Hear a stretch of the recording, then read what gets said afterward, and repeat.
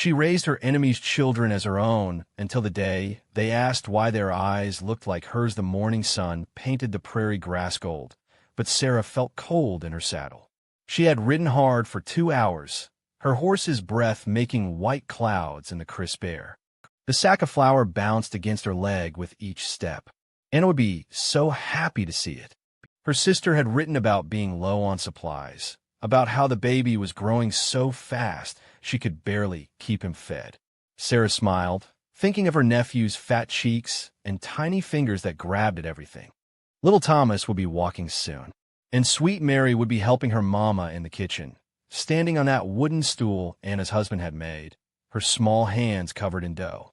The homestead came into view across the flatland. Sarah expected to see smoke rising from the chimney, maybe Anna hanging wash on the line. But the house sat too still, too quiet. Even from a distance, something felt wrong. Her horse slowed without being told.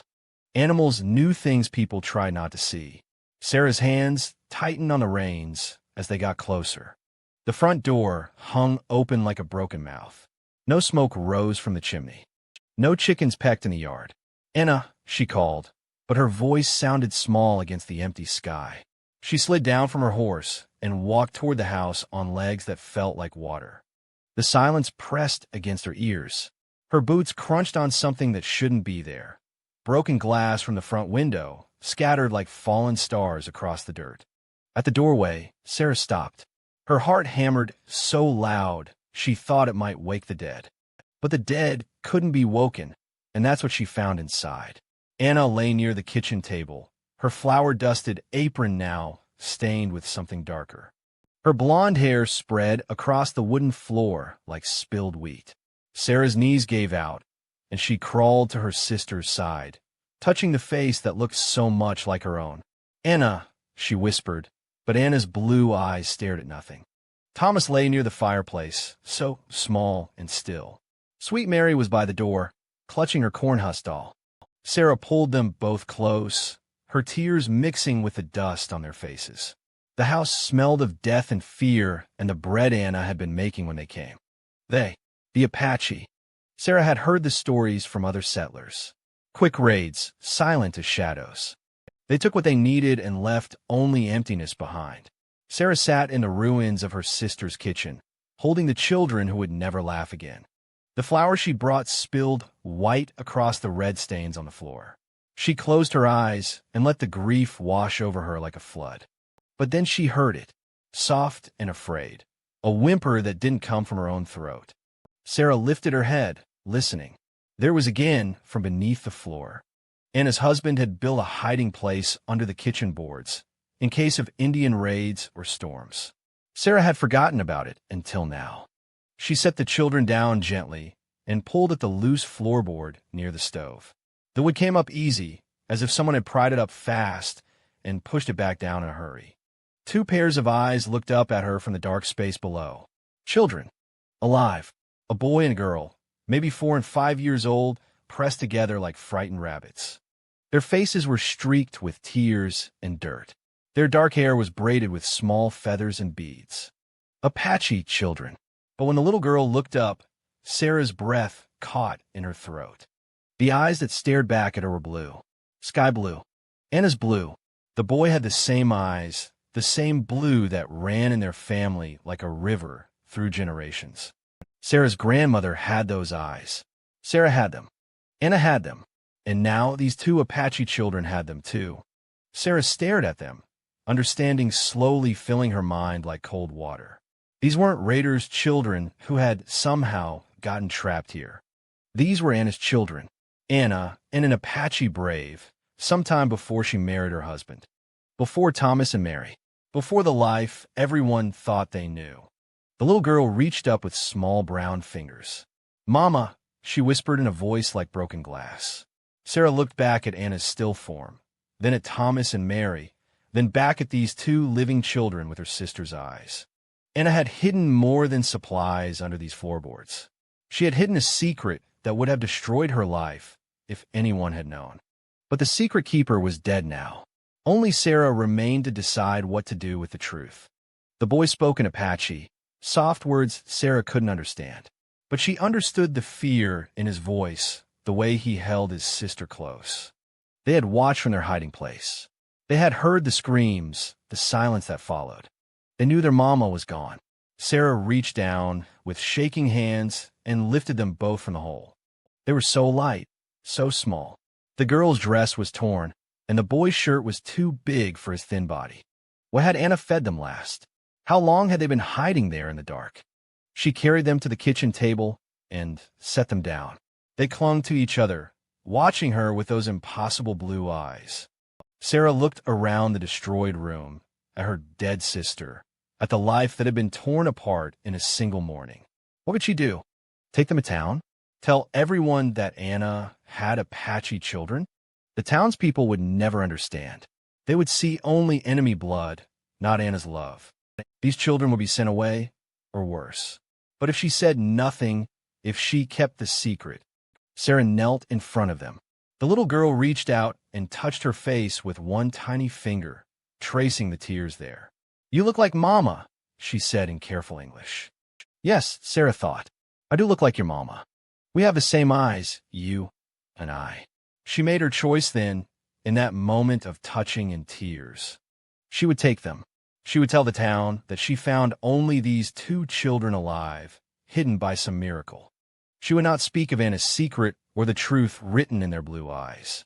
She would raise them as her own, and no one would ever know. The sun climbed higher as Sarah wrapped her sister and the other children in blankets from the bedroom. She dug graves in the hard ground behind the house while the 2 living children watched from the porch. When she was finished, she loaded what she could onto her horse and lifted the boy and girl into the saddle. As they rode away from the destroyed homestead, Sarah felt the weight of her choice settling on her shoulders like a heavy coat. She had taken her enemy's children to raise as her own. But they weren't her enemy's children, not really. They were Anna's children. They were family. The little girl fell asleep against her chest as they rode, her small hand tangled in Sarah's shirt. The boy stayed awake, watching the horizon with old eyes and a young face. Sarah wondered what she would tell people in town, what names she would give them, how she would explain their features and their eyes. She wondered if she was strong enough to carry Anna's secret for the rest of her life. But mostly, she wondered if love would be enough to heal the wounds that war had carved into all their hearts. 7 years rolled by like tumbleweeds across the prairie, slow and steady and changing everything in their path. Sarah's small house on Elm Street became home to the sound of running feet and children's voices calling through the rooms. She had named them for the things that brought her peace. Little Hawk for the boy who watched the sky like he was reading a book, and Blue Moon for the girl whose laugh reminded Sarah of night music. They grew like prairie grass, wild and strong and beautiful. Little Hawk shot up tall and lean, his dark hair always falling into those impossible blue eyes. Blue Moon stayed small but fierce, quick as a rabbit and twice as clever. They called Sarah Mama from the very beginning, and every time they said it, her heart broke and healed at the same time. The people of Cedar Falls had their own ideas about Sarah's sudden children. Mrs. Henderson from the general store would purse her lips when they walked by. "Those aren't white children," she would whisper to whoever would listen. "Look at their skin, their hair. Where did she really find them?" But Sarah had told her story so many times it felt like truth. She found them hidden during an Apache raid, the only survivors of a wagon train attack. Their parents were dead, their names unknown. She took them in because it was the Christian thing to do. Some folks believed her. Others just pretended to. Mr.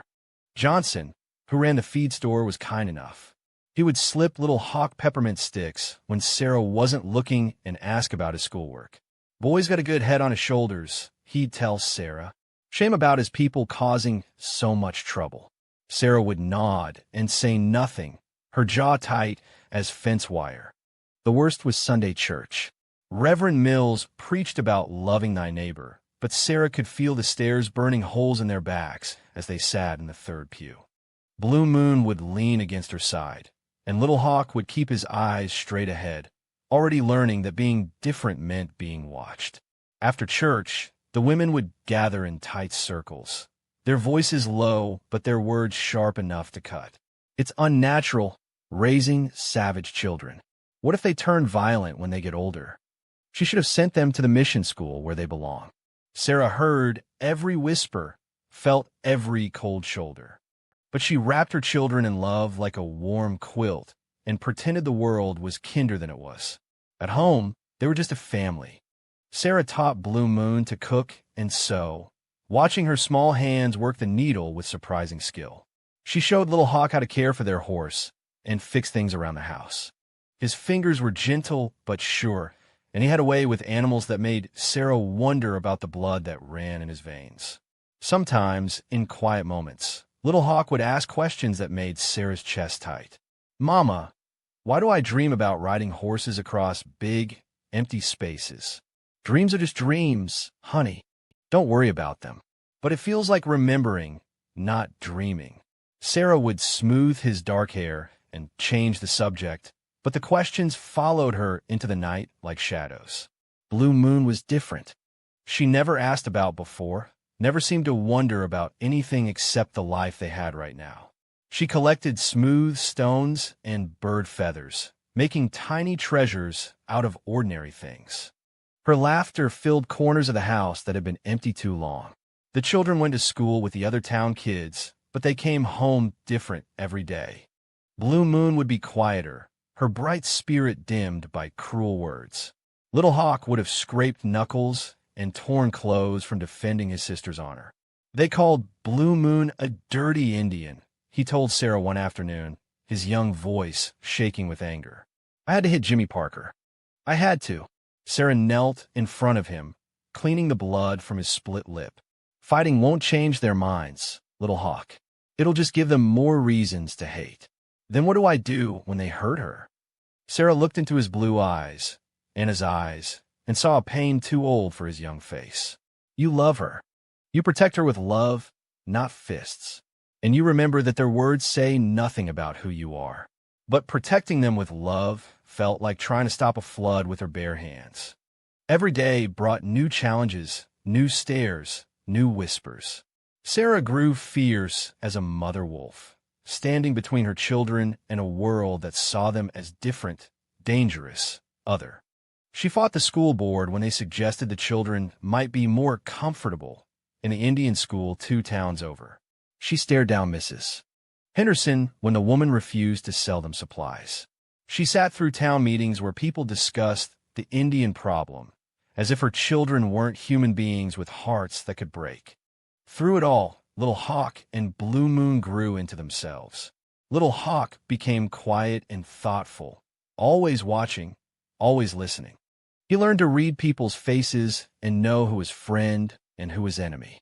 Blue Moon stayed bright and bold, but she learned to hide her light when it drew too much attention. They clung to each other like 2 trees growing twisted together by strong winds. Sarah would find them whispering secrets in the barn, or sitting close together on the porch, sharing looks that said more than words ever could. The years passed in a rhythm of seasons, school and chores and Sunday church. Harvest dances where no one asked her children to dance. Christmas mornings where their stockings were full, but their hearts carried the weight of being different. Sarah aged faster than she should have, the secret wearing lines around her eyes and gray streaks through her brown hair. Every night, she looked at her sleeping children and wondered if she had done right by them. Anna's children. Her children. The line between truth and love blurred more with each passing year. She kept Anna's Bible on the kitchen table, the one she had saved from the destroyed homestead. Sometimes she would catch Little Hawk looking at it with a strange expression, like he was trying to remember something just out of reach. "Did you know our real mama?" he asked one evening as Sarah was braiding Blue Moon's hair for bed. Sarah's hands stilled on the soft black strands. "Why do you ask?" "I dream about a woman with eyes like ours. She sings songs I don't understand, but they make me feel safe." Blue Moon twisted in her chair to look at him. "I dream about her too. She smells like bread and flowers." Sarah's throat closed up tight. Anna had always smelled like bread and the wildflowers she picked for her kitchen table. "Dreams can feel very real," she managed to say. "But you're here now. You're safe with me." Little Hawk nodded, but his eyes held questions that grew bigger every day. Blue Moon went back to playing with her corn husk doll, but Sarah saw the wheels turning in her quick mind. The secret pressed heavier on Sarah's shoulders as her children grew taller and asked harder questions. She wondered how much longer she could carry the weight of truth, and what would happen when it finally became too heavy to hold. The October wind rattled the windows of their small house like restless spirits trying to get in. Sarah sat at the kitchen table, mending Little Hawk's torn shirt, the needle moving through the fabric in steady, practiced strokes. The lamp cast a warm circle of light around her work, pushing back the growing darkness outside. Blue Moon sat cross-legged on the floor near the window, drawing patterns in the dust with her finger. At 10 years old, she was still small for her age, but her mind worked like quicksilver, always moving, always questioning. Her dark hair fell in waves past her shoulders, and when she looked up, those blue eyes seemed to hold more wisdom than any child should carry. Little Hawk was at the table across from Sarah, working on his arithmetic with the concentration of a much older boy. At 12, he had grown tall and lean, his movements careful and deliberate. He was the kind of boy who watched everything and spoke only when he had something important to say. Tonight, those blue eyes held shadows that made Sarah's heart ache. The house felt different lately, charged with unspoken questions and half-remembered dreams. Sarah had noticed the changes in both children over the past few months. Blue Moon asked more questions about their past, about the wagon train attack that Sarah claimed had orphaned them. Little Hawk had grown quiet and distant, spending long hours staring at the horizon as if searching for something he couldn't name. "Mama," Blue Moon said suddenly, her voice cutting through the comfortable silence. "Why do I have your eyes?" Sarah's needle stopped moving. She looked up to find Blue Moon staring at her with an intensity that made her stomach flutter like trapped birds. "What do you mean, honey?" Blue Moon stood and walked to the table, climbing onto the chair next to Sarah. She leaned close, studying Sarah's face with the serious expression she wore when trying to solve a difficult puzzle. "Everyone in town says Little Hawk and me are different. They say we're Indian children, that we don't belong. But we have the same eyes as you, Mama. The same blue. If we're so different, why do we look the same?" The question hung in the air like smoke from a dying fire. Sarah felt her carefully built world shift on its foundation. She had always known this moment would come, but she had hoped for more time, more years of simple love before the complicated truth demanded its place at their table. Little Hawk looked up from his arithmetic, his pencil still in his hand. "I've been wondering about that too," he said quietly. "Mrs. Henderson at the store has brown eyes. Her children have brown eyes. Mr. Johnson has green eyes, and so does his boy Tommy. But we have your eyes, Mama. Exactly your eyes." Sarah set down her mending and looked at both children. Blue Moon had moved closer, her small hand resting on Sarah's arm. Little Hawk watched with the steady gaze of someone much older than 12. "Eyes can be complicated," Sarah said carefully. "Sometimes children can have the same color eyes as people who aren't their blood family." "But that's not what you told us before," Blue Moon said, her voice soft but determined. "You said our mama and papa died in the wagon train attack. You said you didn't know them well, that it all happened so fast. But if that's true, how do you know what they looked like? How do you know they didn't have blue eyes too?" Sarah felt the wall she had built around the truth starting to crumble. Blue Moon's quick mind had found the weak spots in her story, the places where love had made her careless with details. Sarah started, then stopped. The lie wouldn't come. Not when Blue Moon was looking at her with such trust, such hope for an honest answer. Little Hawk closed his arithmetic book and leaned forward. "Mama, I remember things. Things from before you found us. I remember a woman with yellow hair like wheat. She used to sing to me in a language that wasn't Apache and wasn't English. She made bread that smelled like the loaves you make on Sundays." Sarah's heart clenched. Anna had always sung while she worked, old songs their grandmother had taught them in the language their family had brought from across the ocean. And Anna's bread had been legendary in their childhood, sweet and light as clouds. "I remember her hands," Little Hawk continued, his voice barely above a whisper. "They were gentle, like yours. And she had a scar on her thumb from where she cut herself on a broken jar when she was little. She used to let me trace it with my finger when I was scared. Sarah's breath caught. And a scar, the one she had gotten when they were children, playing in their mother's pantry.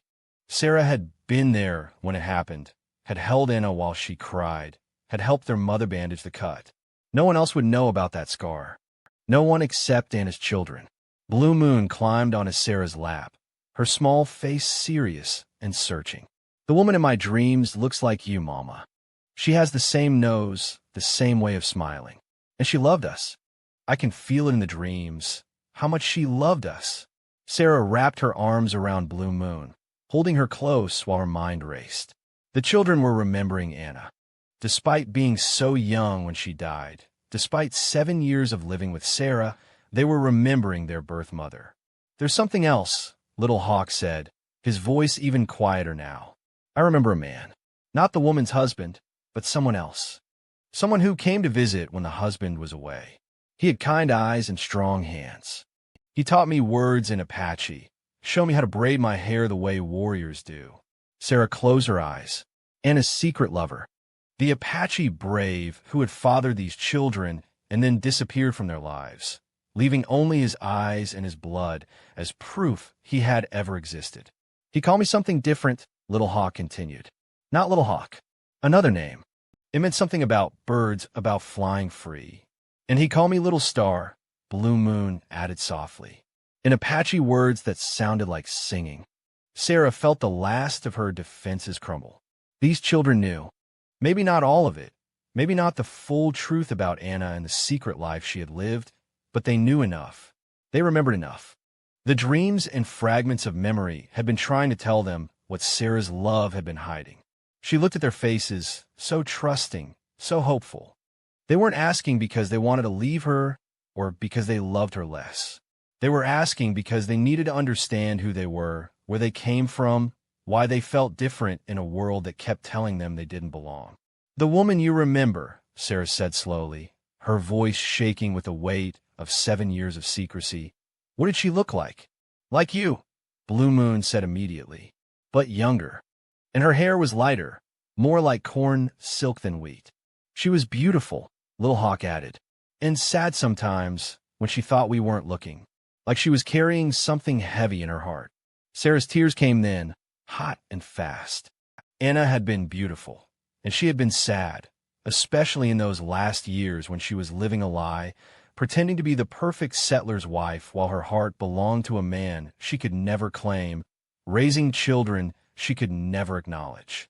Her name, Sarah whispered, was Anna. The children went very still. Blue Moon's small hand found Sarah's cheek, wiping away the tears. Was she your sister? Blue Moon asked, her voice soft with understanding. Sarah nodded, unable to speak past the lump in her throat. Little Hawk reached across the table and took Sarah's free hand in both of his. That's why we have the same eyes. That's why you saved us. We're your family. Yes, Sarah managed. You're my family. You always have been. Blue Moon nestled closer against Sarah's chest. Tell us about her. Tell us about our Mama Anna. Outside, the October wind continued to rattle the windows, but inside their small kitchen, the walls of secrecy finally came tumbling down. Sarah looked at her children, Anna's children, her children, and realized that the truth she had carried alone for so long was ready to be shared.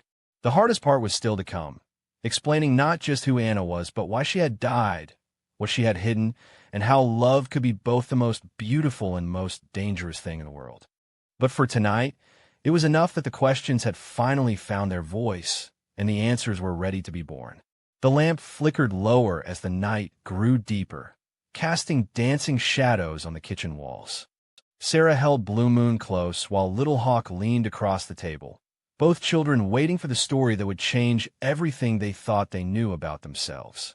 Sarah took a shaking breath. The words had been locked inside her for 7 long years, growing heavier with each season that passed. Now they needed to come out, no matter how much it hurt to speak them. Anna was my little sister, she began, her voice soft as prayer. 2 years younger than me, but braver than I ever was. We grew up on a farm in Kansas, just the 2 of us after our parents died. Anna was like sunshine. Everything she touched seemed to grow better, prettier, happier. Blue Moon twisted in Sarah's lap to look up at her. Did she look like you? People said we could have been twins if not for the age difference. Same blue eyes, same stubborn chin. But Anna's hair was lighter, like spun gold. And she had this laugh that could make flowers bloom in winter. Little Hawk smiled for the first time in days. I remember her laugh. It was like music. Yes, Sarah said, her own lips curving despite her tears.